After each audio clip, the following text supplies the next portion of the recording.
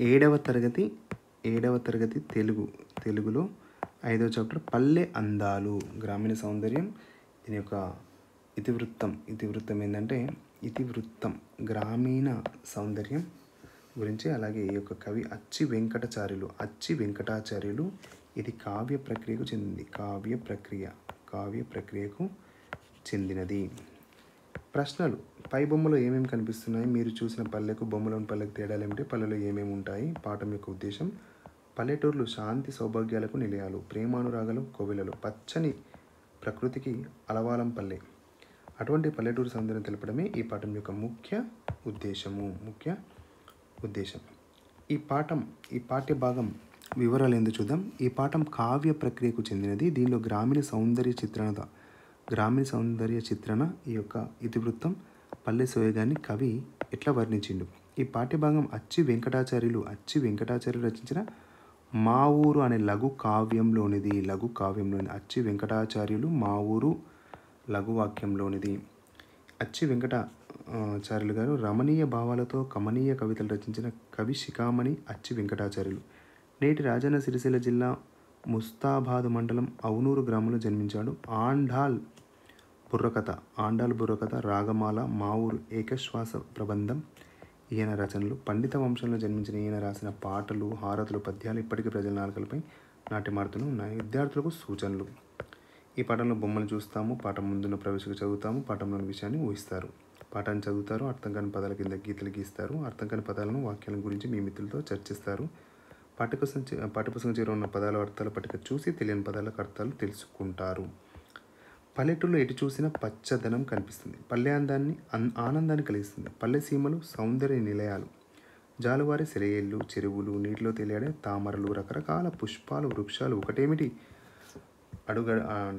అడగకుండానే అన్నీ ఇచ్చే పల్లె తల్లి ఎంతో స్వచ్ఛమైంది. గ్రామ సీమల సుందర దృశ్యాలు, అక్కడి వ్యాపార విధానాలు, వివిధ వృత్తుల వారి జీవనం ఎంత నిష్కల్మషంగా ఉంటాయో చూద్దాము. నిష్కల్మషంగా అంటే ఎట్లా ఉంటాయి అనేది మనం చూస్తే ఇక్కడ అర్థమవుతుంది.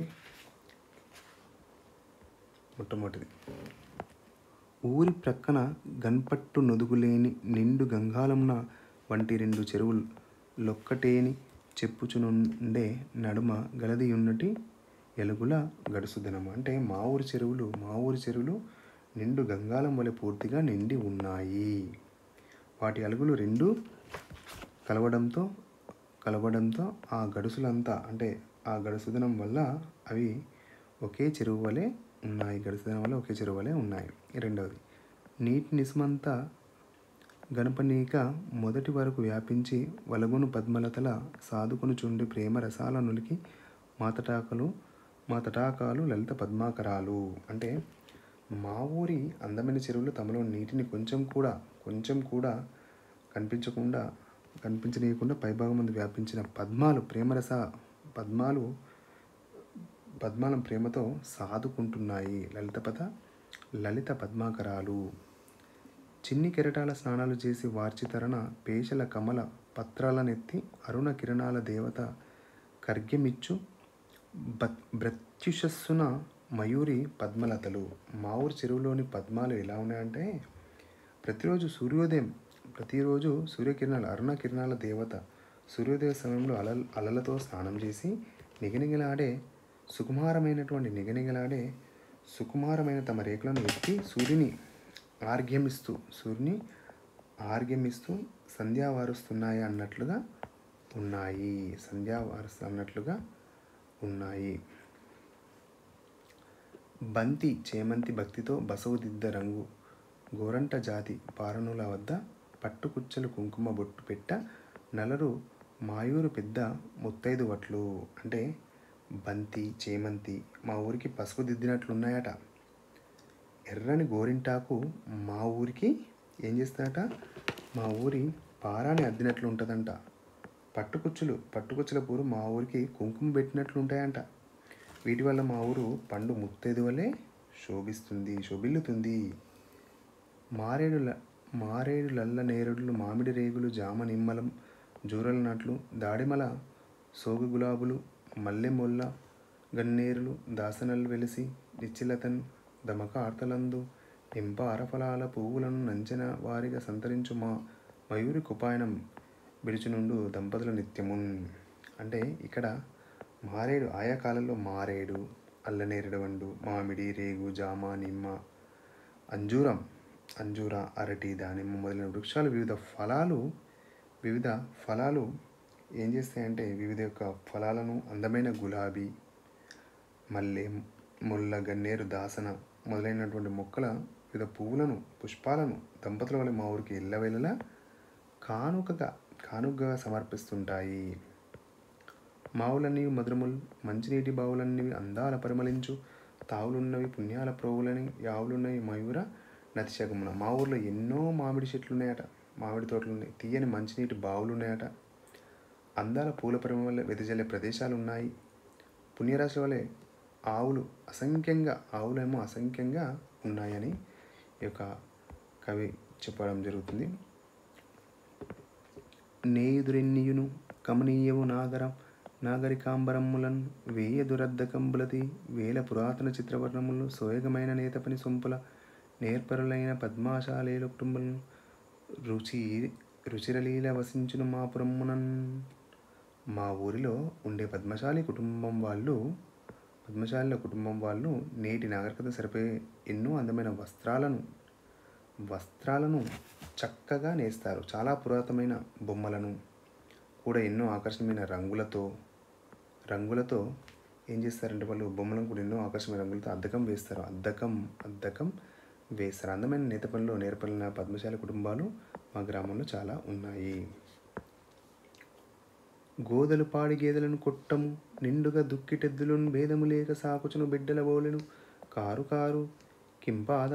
కింపాదిక భూమి దున్నును హాయిగా నుండు పాడి పంటల ఆహ్లాదము గుర్పు మా ఊరమ్మునందలి కాపు కుటుంబం తగనన్. మా ఊరు కుటుంబం వాళ్ళు ఎడ్లు, పాలిచ్చే బర్లను, దున్నే ఎడ్లు అనే భేదం లేకుండా పశువులన్నీ తన బిడ్డలోనే పోషిస్తారు. ప్రతి పంటకాలంలో భూమిని దున్ని పంటలు పండిస్తూ పాడిని సమకూరుస్తూ సంతోషంగా ఉంటారు. బహుళ వస్తు ప్రధాన సంపన్న మగుచు నేలేమి క్రయ విక్రయార్థి సంకులమునగుచును జనగతాగత కల్లోపం సాంప్రదాయ మగుచు వెలయు మాయుధం ఇండగుల సన్నివేలయందు. మా ఊర్లో అంగళ్ళు అన్ని వేళ అనేక వస్తువులతో సంపన్నమైనటువంటి అమ్మకానికి కొనడానికి వచ్చిన జనంతో కిక్కిరిసి జనం రాకపోగల సందడితో వెలుగొందుతాయి. ఇది ఈ యొక్క కావ్యం రచన మనం చూసినాం. ఇవి చేయండి, విని అర్థం చేసుకుని ఆలోచించి మాట్లాడండి. పాఠంలోని పద్యాల ఆధారంగా ఊరి గురించి తెలుసుకుని మీరు చూసిన ఊరితో దీన్ని పోల్చేయండి. అలాగే పాఠంలోని పద్యాలు రాగంతో చదవండి, ధారాళంగా చదవండి, అర్థం చేసుకుని ప్రతిస్పందించండి. క్రింది పేర చదవండి, ప్రశ్నల జవాబులను వెంటనే రాయండి. ప్రకృతి అందచందాలు అమూల్య సంపదలు, గలగల పారే సెలయేరు, ఉదయించే అరుణకిరణాల సూర్యుడు, పక్షుల కిలకిల రావాలు, పచ్చని కుంగేసినట్లు వనసీమలు ఒకటేమిటి ఎన్నో అందాలతో వెలిసిల్లే పల్లె ఆనందానికి నిలవు. పల్లె ఆశ్రయమిచ్చి హక్కును చేర్చుకునేది తల్లి, ఆప్యాయతకు అనురాగాలకు పట్టుకొమ్మ. పల్లె అమాయకత్వం దివ్యత్వంలో ఉన్న అద్భుత శిల్పం. అమూల్య సంపదలు, అంటే ప్రకృతి అందచందాలు, ఆనందానికి నిలవు అంటే ఏంటంటే ప్రకృతి ఆనందానికి నిలవు. పల్లెలు ఏంటంటే ఆనందానికి నిలవు. హక్కును చేర్చుకోవడం అంటే మీకు ఏమర్థం అవుతుందంటే దగ్గర చేసుకుంటాయి ఈ యొక్క పల్లెలు. అనురాగాలు పట్టుకొమ్మ కూడా పల్లెనే. పై పేరు పెట్టినంటే పల్లెటూరు. పాట మాత్రం కింది భావం తెలిపే పద్యాలను వెలికి రాయండి. అలుగుల గడుసుదనంతో ఒకే చెరువా అని అన్నట్లు తెలుపుతాయి. సూర్యుని అర్ఘ్యమిస్తున్నట్లు ఉంటాయి.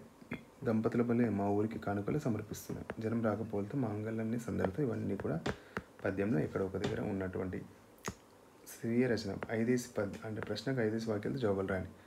కవి అంగడిని బహుళ వస్తు ప్రధానం అన్నాడు కదా, మీ ఊరి అంగడి అట్లనే ఉన్నదా? గ్రామాల్లో కాపులు పద్మశాలు కాకుండా ఇంకెవరెవరు ఉంటారు? వీరి వల్ల ఊరికి ఏం లాభం కలుగుతుంది? ఆదర్శ గ్రామం ఎట్లుండాలని నీవేమనుకుంటున్నావు? ఊరుకు చెరువుకు ఉన్న బంధం ఏంటిది? క్రింది ప్రశ్నలు 10 వాక్యాలతో జవాబులు రాయండి. ఊరికి అందనిచ్చే అంశాలు ఇవి. ప్రస్తుతం పల్లెటూరులో ఇవి ఉంటున్నాయా? మీ పల్లె ప్రభావం రాయండి.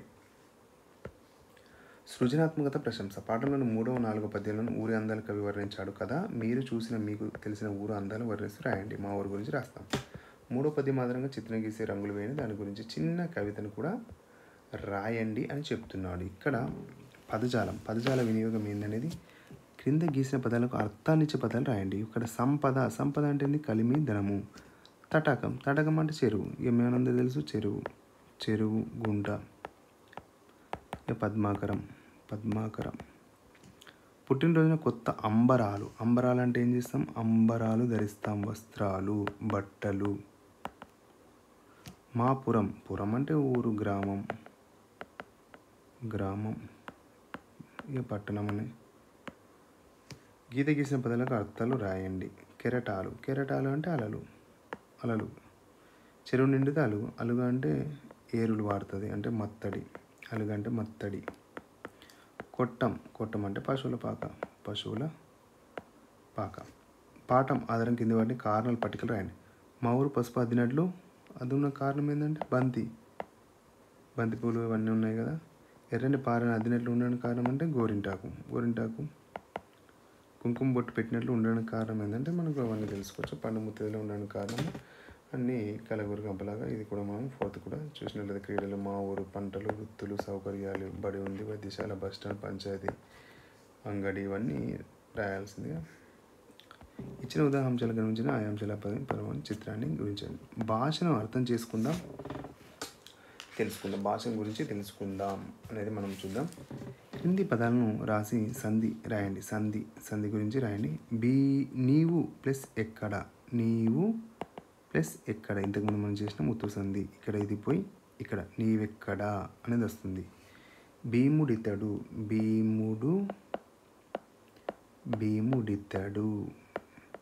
ఇది కూడా సేమ్ ఉత్వ సంధి. అతడు ప్లస్ ఎక్కడ, ఇది పోయి అతడెక్కడ వస్తుంది. అతడెక్కడ ఇది కూడా ఉత్తు సంధి. ఇతడు ప్లస్ ఒకడు, ఇతడొకడు. ఇతడు ప్లస్ ఇతడొకడు ఇది కూడా ఉత్తు సంధి. ఆటలు ప్లస్ ఆటలాడు ఇది కూడా ఉత్తు సంధి. కింది పదాన్ని కలిపి రాయండి. ఏమది, ఏం ప్లస్ ఈ ప్లస్ ఆ ప్లస్ ది అంటే ఏం ప్లస్ ఆ ప్లస్ ది, ఏమది. ఇది నిత్యం. ఎవరికి అంతా. ఇక్కడ ఏమది, ఏమియది అంటే ఇది నిషేధం. ఇలా మనం ఈ యొక్క పద్యం చూసినట్లయితే మరి ప్లస్ ఇప్పుడు అవి ఏమి పై పద్యాన్ని విడదీసి క్రమాన్ని కలిపిన క్రమాన్ని గమనించండి. మొదటి పదం చివరి అచ్చు ఈ అంటే ఇకారం ఉంది. ఇత్తు అంటాం. 2 పదాల మొదట్లో అన్ని అచ్చులే వచ్చినవి. ఈ విధంగా ఏమి ఈ మొదలైన పదాల ఇకారానికి ఇత్తునకు అచ్చు పరమైనప్పుడు సంధి జరుగుతుంది. అచ్చు. కొన్ని చోట్ల ఇట్లా సంధి కార్యం జరగదు. ఆ పదాన్ని చూద్దాం. ఏమి ఈ ప్లస్ ఆ, ఏమా ఏమయ్యే సంధి జరిగింది. ఏమి ప్లస్ అయ్యే ఏమి అయ్యే సంధి జరగగా ఎడగాము వచ్చింది. ఏమి యా వచ్చింది కాబట్టి ఎడగాము వచ్చింది. ఒకసారి సంధి నిత్యము జరిగి మరొకసారి సంధి నిషేధము అంటే జరగకపోవడాన్ని వ్యాకరణ పరిభాషలో వికల్పము అంటే వైకల్పికము అంటాము. అంటే ఏమి మొదలైన పదాలకు అచ్చుపరమైతే సంధి వైకల్పికం అని తెలుస్తుంది కదా. ఇదే ఇత్వ సంధి. ఏమ్యాదుల ఇత్తునకు అచ్చుపరమైతే సంధి వైకల్పికంగా జరుగుతుంది. ఇది very very very very important. ఇత్వ సంధి. ఏమ్యాదుల ఇత్తునకు అచ్చుపరమైతే సంధి వైకల్పికంగా జరుగుతుంది. ఈ కింది పదాలను విడదీసి సంధి రాయండి. రావాలి ప్లస్ అని ఇత్వ సంధి. రావాలి, రావాలని. చెప్పాలంటే చెప్పాలి ప్లస్ అంటే ఇత్వ సంధి. ఒక్కటి ప్లస్ ఏ ఇత్వ సంధి. ఇది ఇంపార్టెంట్. ఒక్కటి ప్లస్ ఏ ఇత్వ సంధి. రానిది ప్లస్ అని రానిది. నీటిని ఇసుమంత ఇత్వ సంధి. చెప్పినది ప్లస్ ఏమి. ఇది సంధి జరగలేదు ఎందుకంటే చెప్పినది ఏమి సంధి జరగలేదు అంటే ఇత్వ సంధి నిషేధం.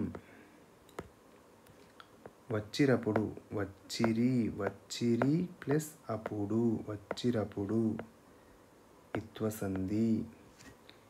ఎన్ని ఏని ఇది కూడా అంతే, ఎన్ని ప్లస్ ఏని ఎన్నియే ఏని అంటే ఇక్కడ కూడా సంధి జరగలేదు నిషేధం అంటే ఇత్వ సంధిలో నిషేధం అనేది ఉంది. నిషేధం. ఎన్ని ఏని చెప్పినది ఏమి ఇవన్నీ కూడా ఇత్వ సంధి. అలాగే ప్రాజెక్ట్ పని మనం చూసినట్లయితే మామూలు ఉన్న చెట్లను పూలను జరిపే వ్యాపార చేతివృత్తులు ప్రదర్శించే పట్టికలు నమోదు చేయండి. పూలు చెట్లు ఏమున్నాయి, వ్యాపారం చేతివృత్తులు వారు ఇతరులు ఇంకా కూలి పని వారు ఇలాంటి వారు ఎవరున్నారు అనేది మనం చూద్దాం. ఇది థ్యాంక్ యూ.